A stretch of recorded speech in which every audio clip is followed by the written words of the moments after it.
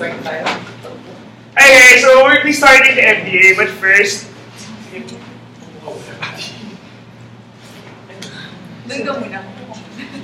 Yeah.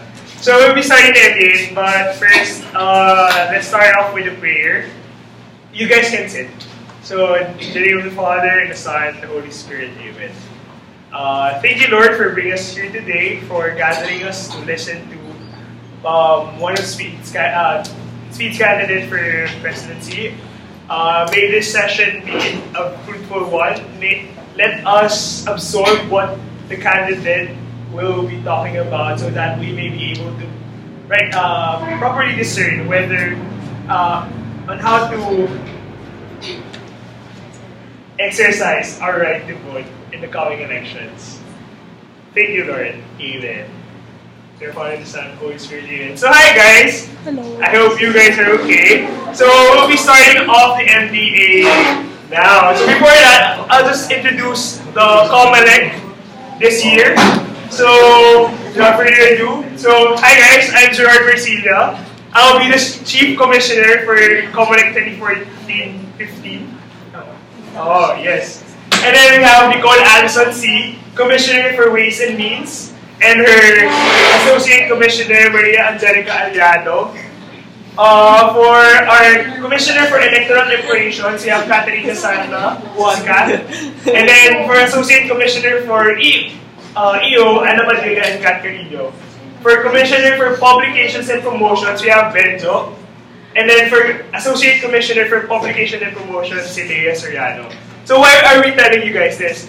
Para lang aware kayo sino yung lalapitan if you guys have any concerns regarding the elections, or so that you can also somewhat police. Because as you all know, the COMELEC isn't allowed to promote any of the candidates throughout the election season. Okay? So for any such kind of violations, just report it to us. Yes? Okay, sige, salamat. Now, I'll call Nicole C to explain the mechanics for NDA. Okay, so since we only have one candidate, she will be given 20 minutes to introduce herself and to communicate her presidential platform. For the question and answer portion, each candidate will be given 30 seconds to think after a question is raised, and a maximum of 2 minutes to answer each question. If there are follow-up questions, she will be given 1.5 minutes to answer it, and only a maximum of 2 follow-up questions are allowed. There will be no thinking time for follow-up questions. And then, so reminders for audience members, keep your questions appropriately brief and concise. Gets pag mahaba yung question nyo, but try to keep it simple and discernible for everyone. If you have a follow-up question, allow the candidate to finish responding first. Common sense. Before asking the question, state the name of the candidate. What is the should there be more questions that the audience would like to ask after the allotted time, they can course it through the Ateneo's Facebook group. So we will post the campaign material again later, and that will be where you will post your questions. And you have to tag me, Gerard, and Patty. Yeah. So we'll post it again later. Don't post comments dun sa na-post na namin before the campaign material. So later mag-release kami na pwede na kayo magtanong ng questions. And then, so by 8 p.m. tonight, that will be up. And the candidate will respond to these questions until 8 p.m. ng Sunday.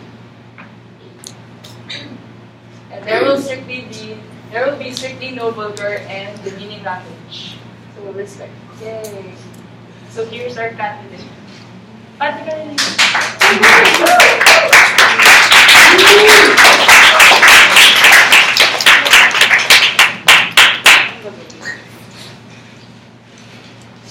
Pwede bang dito na lang siya? Ikaw lang eh. Dito na lang. Parang ako dito sa dito. Start ko. 1, 2, 3. Good afternoon, everyone. I'm Patty Carolino. I am your presidential candidate for the 2015 presidential elections, or the elections of officer elections.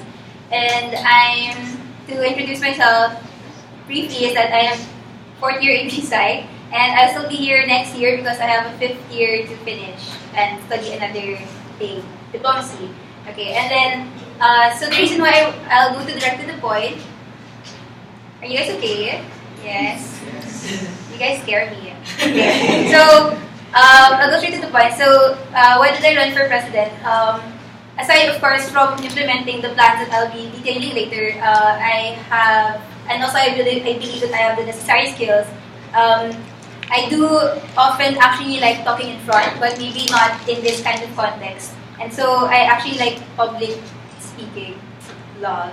And then I also feel that I have the necessary leadership to communicate with my specs, and then they also communicate with me. So I'm the type of person who really pushes a person to fulfill their goals, and I'm not really easily content. I feel like if there's something better, I can always go for that. Okay, so aside from that, I believe that I have these qualities, aside from other qualities. I really have decided to run because I do love speed, and after the 4 years that I've been here, my attachment towards the organization has really grown. That's why I feel that it really has helped me become a better person, and I really want to share the skills that I've gained here and give back to the organization and give more by leading by through example and hopefully motivating others to also give their dedication to this organization. Okay, so I haven't started my platform. So my overall vision for my platform is that I want to end the term that we are focusing on internal stability, and then I want to move towards the growth of speed. Because if you guys don't know, we currently changed our structure. Maybe the council members are the ones who are more familiar with it, but we have a lot of systems and procedures that are changing, such as the Secretary General procedures, the promotions, the documentations. So you guys are actually still witnesses of it, and the partnership with speakers in extra departments. So these are departments that are actually new, or they've been consistently changing. So this is our focus actually for the past probably 3 years. And I want to shift from there to the expansion of speed, or at least developing our avenues to reach out to our sector. So I have 2 core ideas to how to go about this. It's first adaptation, and the next is strengthening. So for adaptation, my point there is on the means on how to adapt to the academic calendar shift, which is the main issue that we're currently facing, because we recently faced with an internal change and now an external change, which is the academic calendar shift. And my platform for that is finalization of internal procedures and deepened organization efforts. I'll be explaining that in more detail later. And then for the next one, we continue to strengthen our avenues in reaching out. So the projects, the area visits, or the area institutional relationships, as well as our relationship with other organizations. So my platform for that are the 2, 3, and 4 points. So project management, leadership, and systems. Improve positive efforts through consistent area assessment and consistent continued externalization efforts. So I'll be starting now on my first platform. So given that, I'll give you a kind of an idea of what's happening. So for our first, we'll be facing a 4-month vacation, and so technically our first 2 months are really our vacation. So we have 2 free months that the school is going to area, but we're not going to their area. So we don't really have a matching schedule. And at the end, at April and May, we're still going to school, but the students are not going to school. So what are you going to do with this? How can we address the substitute or what to do without area? So I have three some points for that. First is the finalization of internal procedures and systems. So since I mentioned earlier that we've undergone a lot of internal changes, I want to finalize this already and see the extra time we have in these 2 months for a time for reorganization and systematization. And to detail this informal document, because we actually have constitutions inside the organization that we have to write. And when everything is clear and each department has a detailed system, then it would be a lot easier to have strengthened interdepartmental communications and be able to implement things with more effectivity.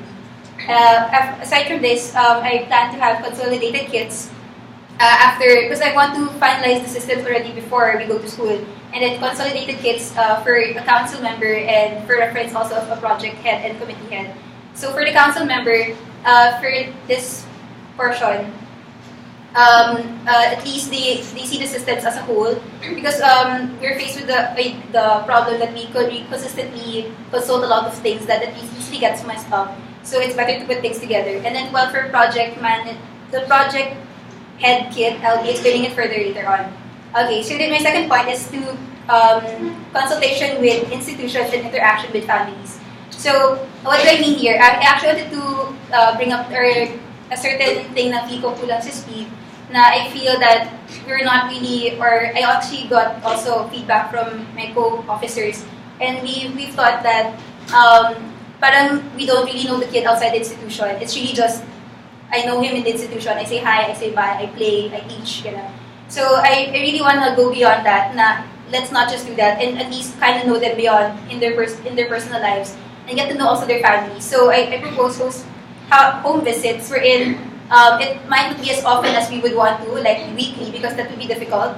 You can't just all go inside a person's house, right? So we have to be strategic about it, and maybe at most, when I was trying to think of it in my head, probably one home visit a month, and there are other avenues to still be related to the kids. So getting to speak to their families really would allow us to understand the sector better, because if we face it naman, our sector is really not just about the kid, it's really about the families, what they're going through their experience, and also the institutions that are involved with their activity. Okay, so my other, I mentioned a community visit, which is what wasn't really expounded, but a general idea would be maybe we can get, if the kid is really someone who is parang known to the neighborhood, maybe we can kind of know how they are also in the community themselves.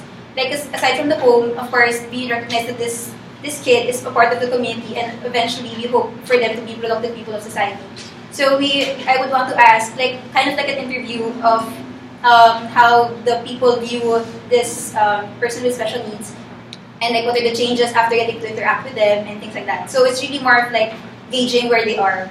The next one, and then after these community or area visits or home visits, I hope that we can come up with an output like a reflection paper or like a video wherein you can get to detail and share like the lives of these kids. At least we get to share the experience with others. Like if I came to this home, if I came to this house and then I posted in our special group, oh my gosh, our special education group, then we'd be able to share the experience with others and not just limit it to ourselves. Okay. So I'm just really reiterating the importance of listening and asking questions to people who are more knowledgeable. And so we also can have another avenue whenever we don't have activity again during the break. Participation in advocacy partner events, wherein like the DISAPI, ASP, we can find certain events that we find relevant to our own skill set. Like for example, seminars, workshop, skill seminars, and then we can attend this and get to know them also. Because I feel that it's just speed, and then that's the area, we go to area, and then but we aren't really immersed in it. So I guess I'm really stressing the immersion more to the sector itself, and there we can get to know them inside the community. Okay, so I'll be proceeding to the second point. So develop project management. So I would want to stress the importance of leadership training. Since like the project heads now, I bet from their experience, it was really confusing on how to go about their planning. Like there's 600 steps that they missed. So and it actually translates obviously to your project, and sometimes we kind of lack in delivery, and it's kind of sayang that way because we wanna like we have an idea in our heads that's really great, but we don't get executed well because of lack of training of the project heads. So I really want to stress that it's a good investment to have them trained and really try to build a skill set, like for being proactive or being not parang calm but efficient, like that. Those kinds of skills that and the importance also of member relations, because I'm not sure for the experience of some here that if you find that your project head is efficient, you think that you have a good relationship. So it's a matter also of engaging your members and also improving the commitment of the members to the project and to the organization itself. So this leadership training seminar can be, we can get trainers outside, such as, for me, I interned in Ateneo Ford, and it's an HR branch here inside school. So they have leadership activities that we can learn, or we can invite them to go to our leadership training seminars. And we can also get from other organizations like COA and ASLA. Okay, and then for this can also be incorporated. These leadership training seminars are targeted to happen every twice a year, and then before every semester. And we want to incorporate this. It can be incorporated in our plan sem, our formations planning seminar, which we have whenever we plan for the semester. Yeah, and then it would be a good avenue for us because the ones invited there are really the active members. So why not really parents put a spark to their, want to probably be future leaders of SLEED. Okay, and for the systems itself, I mentioned kind of earlier the compilation of a project management kit, wherein all the phases of the project will be included, such as the planning, the entire planning, and then the execution, and then the evaluations can already be incorporated in this project kit.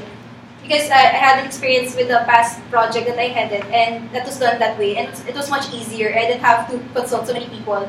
It was really just a straight process that I had to worry about, and then I just had to worry about execution. At least there's a more direct expectation, and you just have to work on pacing yourself right in the project. Okay, for my third point is more consistent area assessment. For you guys who don't know, we actually aim for the area institutions of self-sustainability. But for a while now, we're always having problems with how to determine their self-sustainability. Whether it may be finance or physical therapy, financial physical therapy, or like faculty training. There are really a lot of aspects that we may not be aware of. But the reason why I want consistent area assessment is because I want to promote that we build a better relationship with the institution. Because right now we don't have we're actually letting go. We let go of area. We let go, meaning we stopped doing area visits. We let go of an area last year, which is for Bridges Foundation, and it was kind of like we just decided to talk to them and say we're going to let go na. Pero we didn't really present any facts or details that this is what we achieved. So parang there's really not really a valid record, a consistent valid record to really know how we created an effect upon them. So I was hoping that at least through monthly consultations and through the compilation of the apostolic department, it would be a more valid way to build a relationship, and at least the institution won't be shocked na, oh my gosh, they want to let me go na lang bigla. Parang, ano yung reason niyo for that? I mean, you can just say na, I think po, financially stable na po kayo, tapos alis na po kami. Parang, it's not that I'm saying that we do that. We never do that. But, I mean, I just want a more valid document for us to say talaga that, this is what we agreed upon, and if we decide to expand to another area that needs our help more, then it's a valid reason. Okay, and then for my last point, it's for further externalization. So I want to continue the efforts for externalization in terms of, especially that it's just a new department. I want to build a relationship with the advocacy partners. I have mentioned this in my first point also, because it's kind of overlapping in the sense. So there's so much potential really in getting to know them more and getting to interact with them in a more consistent basis, because right now usually we contact them when we need help, and then I'm not really sure what happens after. Like, do I know ASP? Do I know what goes on in their organization? Do I know the SAPI? Do I know what ADHD society? I don't really know what's happening there, but I really know, all I know is really just what's happening to our kids, but in a non-in-depth basis. So I think it really is a good thing for us to, again, immerse in the sector, and then we can get ideas from them on how we can improve our projects, because recently we've been using the same projects from year to year. We rarely change it, and maybe we need the advice of an external party to be able to know how can we take it a step further, what can we do exactly. Okay, yeah. And then, um, okay, so we kind of have to rely also on those who are more experienced with the sector. And since they are the types of groups who are huge and they have like a lot of branches, and they get to run their systems efficiently. And we also want to do the same also with our organization.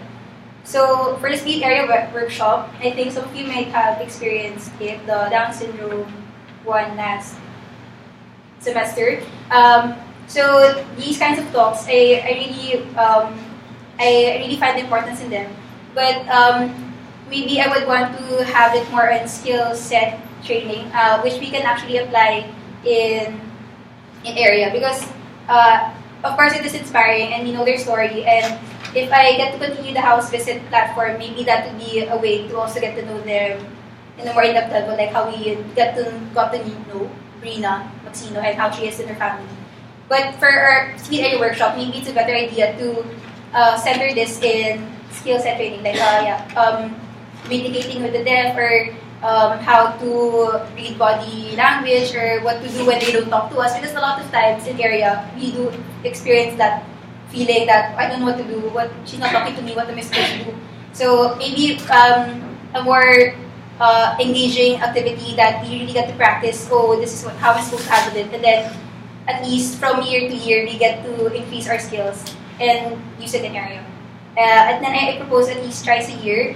I know it's like not a big difference from how we're doing it now because we're doing it twice a year. But I also took into account the number of events that we're going through. But I do want to promote how we should also develop skills-wise. Yes, to compensate for in some way, for a lack of formal training and special education. So to summarize my points, the first is regarding the adjustment in the academic calendar shift. So the finalization of internal procedures and the deepening of our organization efforts. The second one is the one regarding project management leadership training systems. And then the third one is improve apostolate efforts through consistent area consult assessment and continued externalization efforts. So I'm done with my platform, but I would also want to talk to you further that no matter if I'm the only candidate, I really am not nervous for the reason that, uy, wala akong kalaban, wala na yun, okay na yan, okay na yung job ko. But I really want to prove to you that I am worthy for the job. And that I believe I really have the skills. Even though my platform may be lacking in specificity now, I really am willing to listen and improve more in what I do for the organization because it's a place that I love talaga.